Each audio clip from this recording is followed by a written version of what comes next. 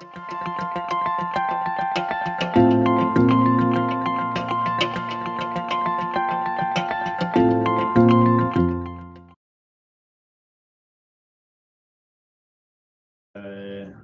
but de notre présentation, c'est de présenter notre expérience dans le développement d'un guide de pratique clinique.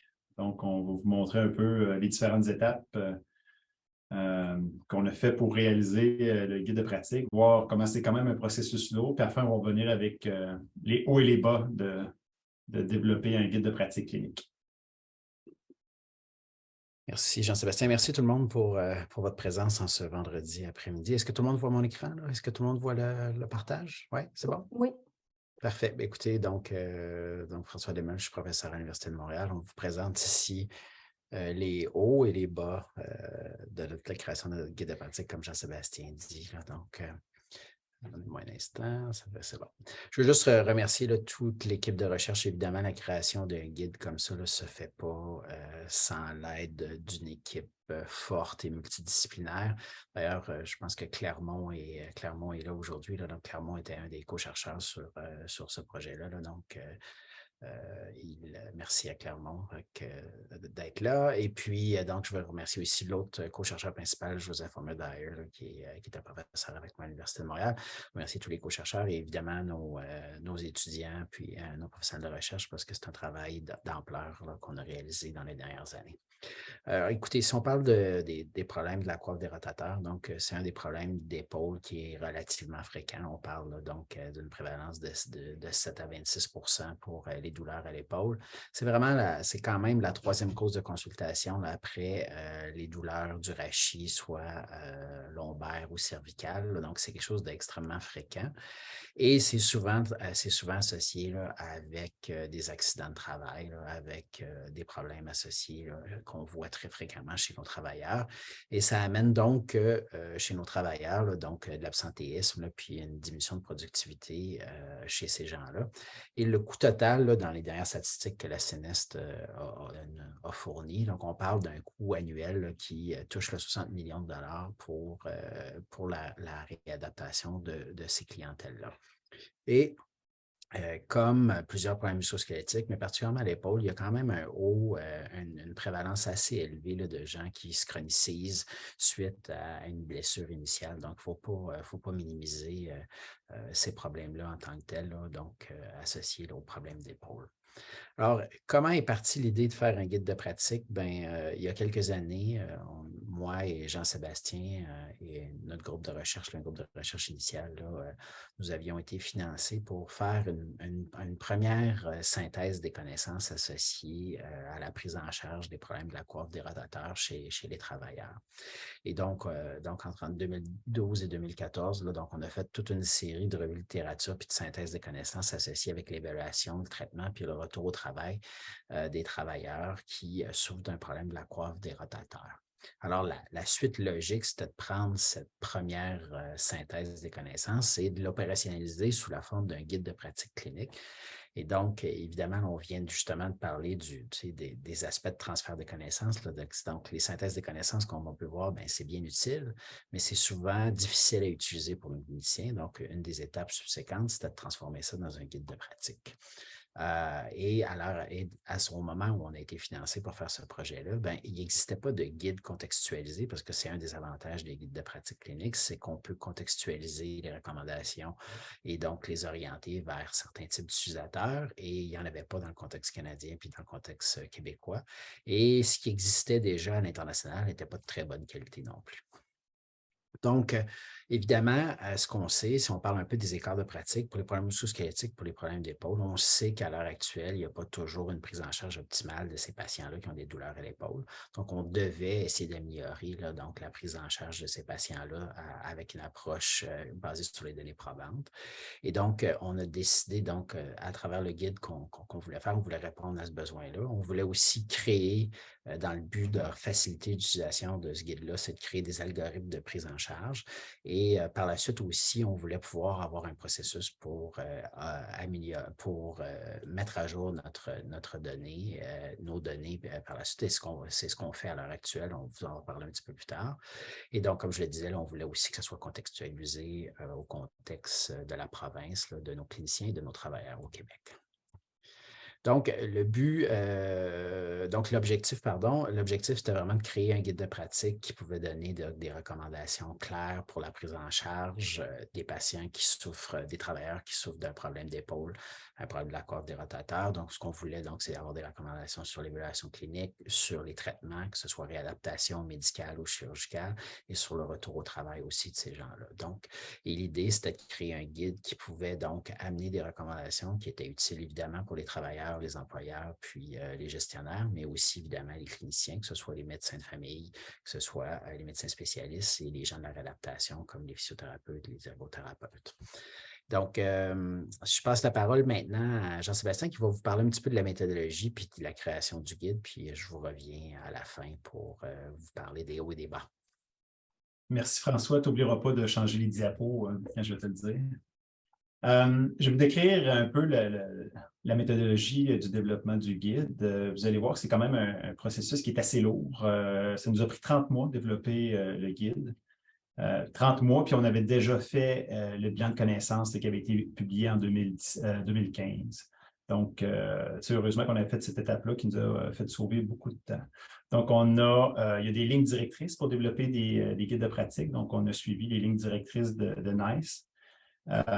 Qui est un document quand même intéressant lorsqu'on veut développer un guide de pratique clinique. Puis aussi, on a regardé les critères de AGRI. AGRI, c'est souvent utilisé pour évaluer les biais méthodologiques dans les guides de pratique clinique. Donc, on a utilisé ces deux documents-là qui nous ont un peu guidés pour le développement de notre guide de pratique. Ensuite, on a suivi différentes phases pour développer notre guide de pratique. Donc, la première phase, ça a été de faire une recension systématique des évidences, donc dans les bases de données. Comme j'ai mentionné, on avait notre rapport précédent. Le rapport précédent a été publié en 2015, donc la littérature avait été cherchée en 2012 et 2014. Donc, il fallait mettre à jour cette recherche. Puis en plus, on a décidé d'ajouter quelques interventions qu'on étudiait, quelques tests aussi qu'on a ajoutés au guide de pratique. Donc, il a quand même fallu analyser et extraire les données de 48 revues systématiques, 68 essais cliniques randomisés et 73 études métrologiques, en plus des études qu'on avait dans notre rapport précédent.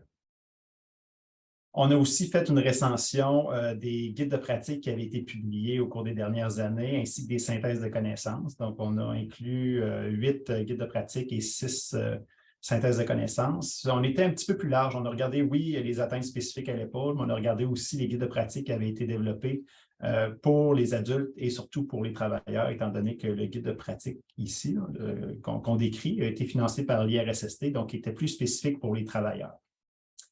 Ensuite, on a fait des recommandations préliminaires. On a utilisé l'échelle GRADE pour faire nos recommandations. Donc, GRADE, ça va de A. Donc, A, c'est le niveau d'évidence le plus élevé, à C.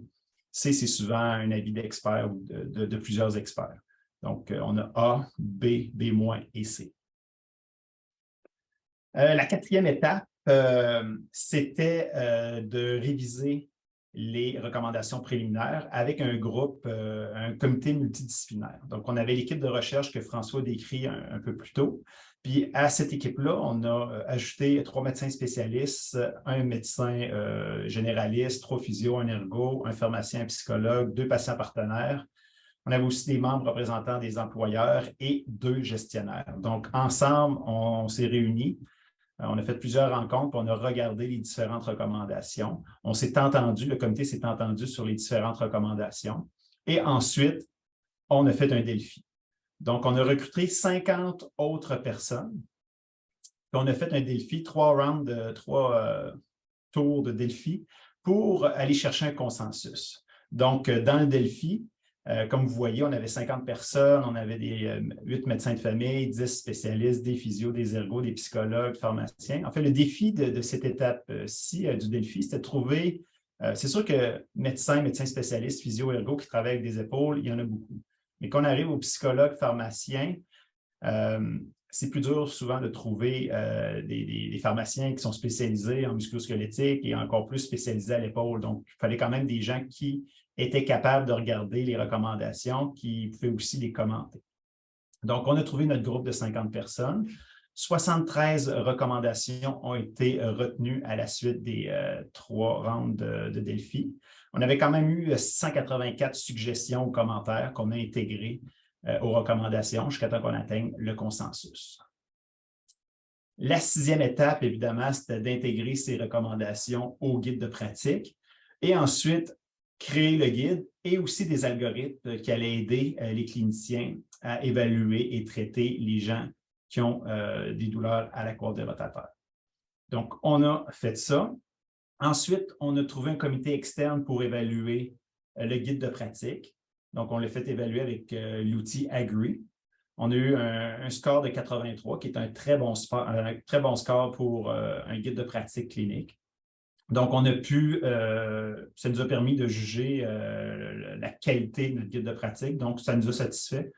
C'est qu'on est passé à l'étape finale, qui était l'évaluation finale par l'IRSST, qui était ceux qui nous ont financés, la production des documents et la dissémination. Donc, je vais vous présenter un peu les documents, juste en passant, ceux qui sont intéressés. Là, je ne présenterai pas les résultats de notre guide de pratique, juste ça prend 1 heure à présenter. Ceux qui sont vraiment intéressés par l'épaule, par notre guide de pratique, vous pouvez l'avoir gratuitement sur le site de l'IRSST. Donc, je pense qu'il y a 2 documents, un qui présente plus la méthode, un qui présente plus les résultats. Donc, vous pouvez le télécharger. Malheureusement, il est seulement disponible en français. Ceux qui veulent l'avoir en anglais, mais on a fait 2 publications aussi que je vais vous montrer un peu plus tard. Donc, je mentionnais qu'on avait préparé des algorithmes.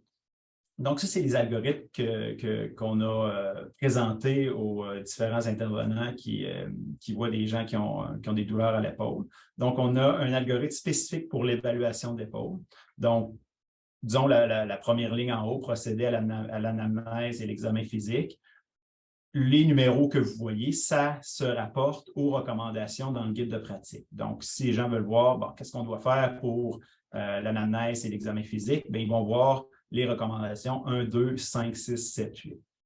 Donc, les gens peuvent descendre dans l'algorithme pour pouvoir prendre leur décision à savoir quoi faire avec leurs patients. Ensuite, quand ils vont chercher les recommandations, ils ont chacune des recommandations avec le niveau d'évidence selon grade. Donc, ici, l'évidence qu'on voit, c'est pour l'évaluation des facteurs psychosociaux qui peuvent nuire au retour au travail chez les gens qui ont une blessure musculo-squelettique. Donc, ici, c'est un grade C parce que les études étaient d'un niveau plus bas, puis les évidences n'étaient pas spécifiques aux atteintes de la coiffe des rotateurs. En tout cas, la plupart des recommandations qu'on met là-dedans n'étaient pas en lien avec la coiffe des rotateurs. Donc, quand on est allé un petit peu plus large, dans ce temps-là, il y avait un niveau de recommandation un peu plus bas. Mais ça donne quand même des pistes aux cliniciens sur la présence de certains drapeaux jaunes qui pourraient nuire un peu à l'évolution de la réadaptation des personnes ou du traitement des personnes qui ont de la douleur à l'épaule. Là, je ne vous présente pas toutes les recommandations, je vous donne juste des exemples pour voir un peu les différentes recommandations qu'on pouvait présenter dans notre guide de pratique. Toujours pour l'évaluation, on avait ici pour les tests diagnostiques qu'on peut utiliser en clinique. Donc, des tests pour pouvoir confirmer une atteinte de la coiffe des rotateurs ou des tests pour infirmer l'hypothèse diagnostique d'une atteinte de la coiffe des rotateurs. Encore ici, le niveau d'évidence est un peu plus élevé parce qu'on avait vraiment plusieurs études qui avaient évalué des études qui regardaient la qualité diagnostique des différents tests qu'on peut utiliser pour les gens qui ont mal à l'épaule. Ensuite, on avait aussi un algorithme pour les tendinopathies. Donc, on avait, dans l'algorithme d'évaluation, on arrivait en bas avec 2 diagnostics possibles pour les atteintes de la coiffe des rotateurs, soit tendinopathie, soit rupture de la coiffe des rotateurs. Donc, ici, ça, c'est qu'on arrivait, à la suite de notre évaluation, on arrivait avec une hypothèse de tendinopathie de la coiffe des rotateurs. Donc, là, ici, on voit les différents traitements qui peuvent être utilisés, puis un peu la logique, quand est-ce, on recommande la plupart du temps de commencer avec un traitement conservateur, mais quand est-ce qu'on commence à se poser question que peut-être que le traitement conservateur ne fonctionnera pas, donc on donne des recommandations là-dessus. Puis si le traitement ne fonctionne pas, c'est quoi les autres étapes? C'est un peu ça le but de notre Donc, évidemment, ces algorithmes-là ont été faits vraiment pour les cliniciens. Ça, c'est des exemples. Donc, on a des recommandations pour la médication, pour les traitements de réadaptation, on a pour les injections, on a pour les chirurgies. Donc, on voyait les recommandations pour la médication qui vont des recommandations de grade B à C. Ça, c'était juste pour vous donner un exemple. On a quand même des recommandations de grade A. On a surtout pour la chirurgie, puis l'utilisation d'exercices pour les tendinopathies. Donc, on a quand même des niveaux d'évidence assez élevés qui peuvent vraiment bien guider les cliniciens. Puis, le dernier algorithme, c'est pour les ruptures transfixiantes. Donc, c'est après notre évaluation, on pense qu'on a une rupture transfixiante, mais là, ça va être quand même un algorithme différent de la tendinopathie parce qu'on va penser souvent plus rapidement de référence en orthopédie selon certains critères pour une opinion chirurgicale. Donc, ça fait le tour un peu de ce qu'on avait préparé, les différents algorithmes qu'on a préparés à la suite de notre guide de pratique clinique. Ceux qui sont intéressés par les résultats, on a publié 2 articles cette année dans JOSPT, donc un journal en médecine du sport et orthopédie. Il y a un article qui est spécifiquement sur la méthode utilisée pour développer notre guide de pratique et l'autre présente les différentes recommandations, les 73 recommandations. Et si je ne me trompe pas, les algorithmes, ça fait longtemps que je ne l'ai pas regardé, mais je pense qu'on présente les algorithmes. Oui, bien, on présente les algorithmes, et en fait, en plus, ce travail-là, comme ça a été fait, il y a eu un délai entre la publication de ces 2 articles-là puis la publication originale des IRSST. On a quand même fait une mise à jour, une certaine mise à jour de la littérature, puis on a mis à jour certaines recommandations par rapport à ça. Et donc, ça, c'est publié, comme le disait Jean-Sébastien, mais vous retrouvez des recommandations à jour. Il n'y a pas de grands changements il y a quelques petits changements par rapport aux recommandations initiales qui se retrouvent dans le guide publié sur le site de l'IRSST. Dans ce cas-ci, il y a quelques modifications, puis évidemment, ils ont été traduits en anglais ici. Évidemment, on voulait, entre autres, promouvoir la diffusion de ce guide-là. Et là, suite à la production puis à la publication de ce guide-là dans JOSPT, on a pu... OK, on a dit ça. Alors, on a pu attirer l'attention d'autres chercheurs internationaux, puis de l'éditrice de JOSPT pour aller de l'avant vers une mise à jour, puis la création d'un guide international pour la prise en charge de la tendinopathie de la coiffe dans ce cas-ci. Donc, ça découle directement de ce qu'on a fait initialement, là, mais c'est un petit peu différent. Donc, on est à l'étape là, maintenant. On a reçu du financement, entre autres du RQRD pour mettre à jour ce guide-là. Et donc, on est un groupe de chercheurs internationaux. Là, et encore une fois, c'est un groupe multidisciplinaire qui va comprendre des cliniciens aussi, des patients partenaires, où on met à jour ce guide-là, on développe ce guide-là qui est une mise à jour d'une partie du guide initial développé par les RSST. Et ça représente encore une fois un travail assez fastidieux où on doit mettre à jour toute la littérature sur le sujet et on inclut de nouvelles revues systématiques. Puis ça, c'est un message intéressant. C'est que la création d'un guide, c'est quelque chose qui est à la limite qui devrait être vivant. Et à travers les différentes itérations qu'on est en train de créer, bien, on essaie d'améliorer le guide. Là. Donc, il y a des nouvelles revues systématiques qui vont être incluses parce que la littérature évolue.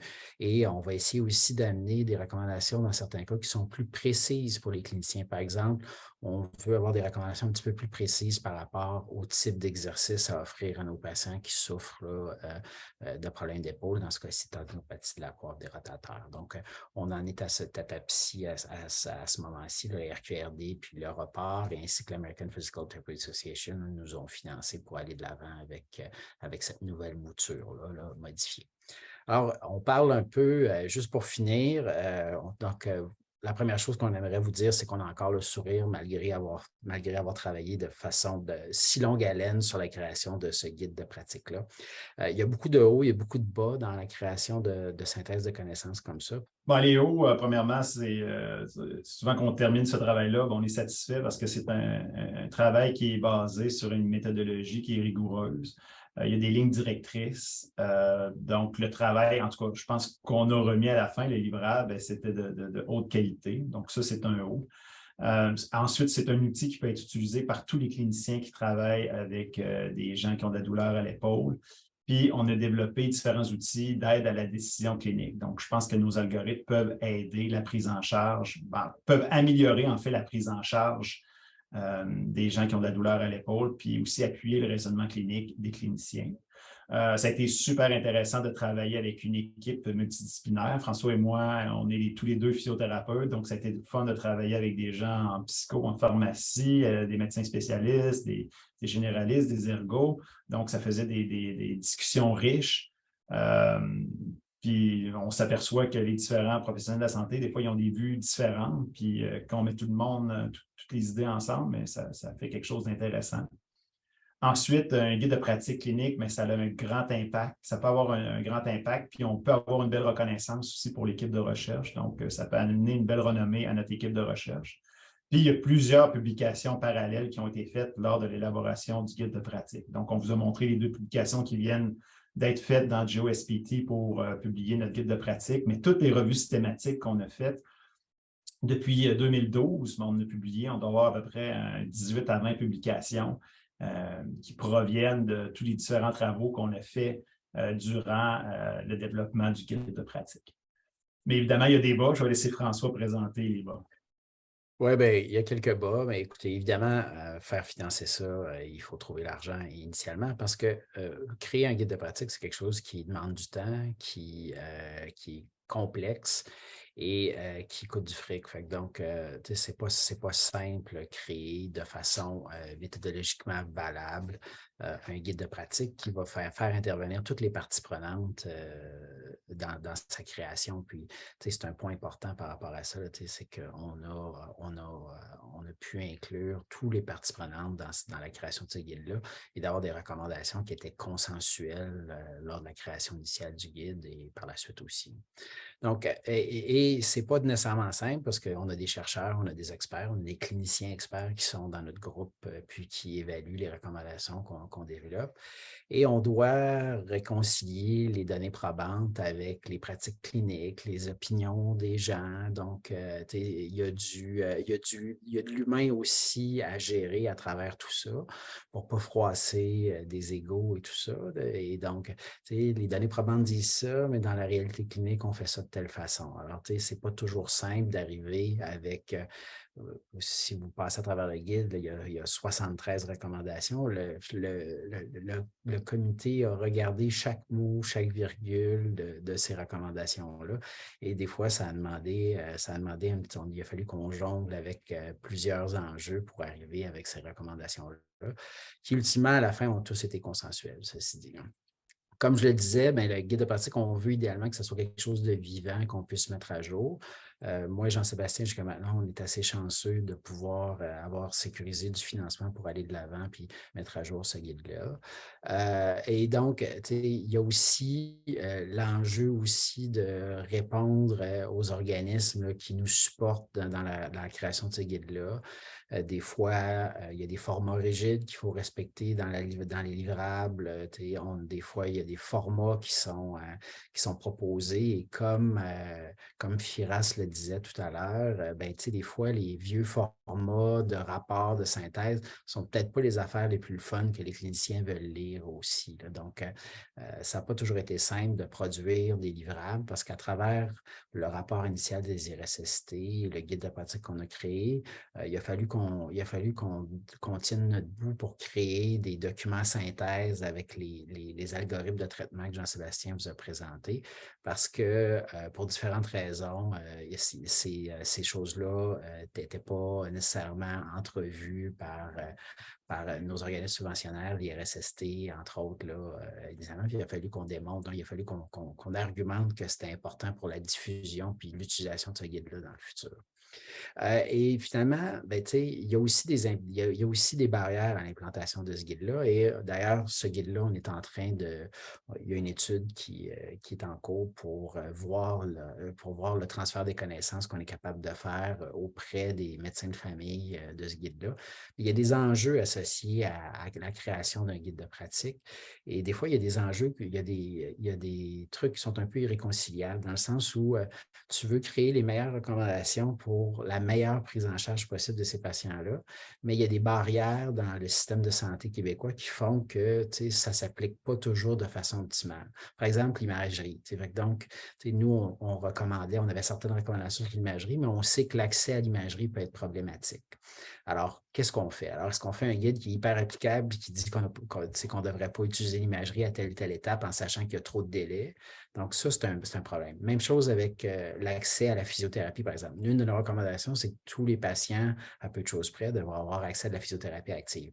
Mais on sait que même si dans ce cas-ci, c'était pour les travailleurs et que c'est souvent remboursé par la CNEST, mais ce guide-là, s'il s'applique aux adultes ou qui ne sont pas des travailleurs nécessairement, mais ils n'ont pas toujours accès à la physiothérapie. Fait que il y a des enjeux d'implantation, il y a des enjeux d'application du guide par rapport à l'accès à des traitements plus complexes, multimodales, donc des approches multidisciplinaires. On sait aussi que l'accès à ces cliniques-là, des cliniques de la douleur ou des choses comme ça, des cliniques multidisciplinaires, ça aussi, c'est problématique. Et aussi, il y a des enjeux aussi avec l'accès aux médecins spécialistes. Dans certains cas, ce qu'on disait dans le guide, c'est qu'on devait rapidement référer vers un médecin spécialiste, mais on le sait au Québec, il y a des temps d'attente importants pour avoir un médecin spécialiste. Fait que ça aussi, il y a des enjeux par rapport à ça. Est-ce que tu proposes quelque chose qui est hyper applicable, mais qui ne tient pas compte du best practice puis des meilleures recommandations?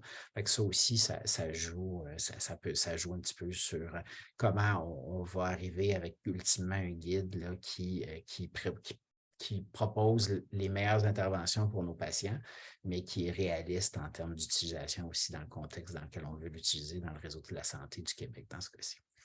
Ça fait le tour un peu de notre présentation. Fait que moi et Jean-Sébastien, on est prêt à prendre vos questions si vous avez quelques questions sur le guide de pratique ou sur le processus qui a mené à sa création.